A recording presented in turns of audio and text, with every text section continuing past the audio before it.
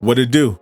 A leaker who says they played Marvel Spider-Man 2 early shared the details of their playtesting session online, so let's talk about it. Now, this isn't the first time someone claimed to have played Marvel Spider-Man 2 early. Even though 2023 is stacked, Marvel Spider-Man 2 is easily in the top 3 of most anticipated games, so everyone is looking for any scrap of info they can find or to use that hype for clout. A previous leaker shared what they claimed was the first 30 minutes of the game in a thread that went viral before they admitted the whole thing was capped. Even before he confessed though, there was plenty of reason to be skeptical, so you should always take these alleged leaks with a grain of salt. Unlike the Suicide Squad game leak, this one has not been verified yet, so just keep that in mind. However, as someone who personally playtested games before and has been given early access to big AAA titles, this new leaker at least sounds a lot more believable than the previous one. The person posted their story on 4chan, which based on the track record of that website, I say there's probably a 60% chance this is legit, and 40% chance it's a well thought out troll. Now, this alleged playtesting session didn't include any major story spoilers that would ruin the game, but they did reveal a new villain that, if true, would be a really cool addition to the story. The lack of major spoilers to me makes it seem more credible. When I playtested for a major AAA game recently, they started us all at a point in the game where if you broke NDA and told anyone what you played, it wouldn't really give anything away. These companies take playtesting super seriously and make it extremely difficult for you to share any footage without outing yourself immediately.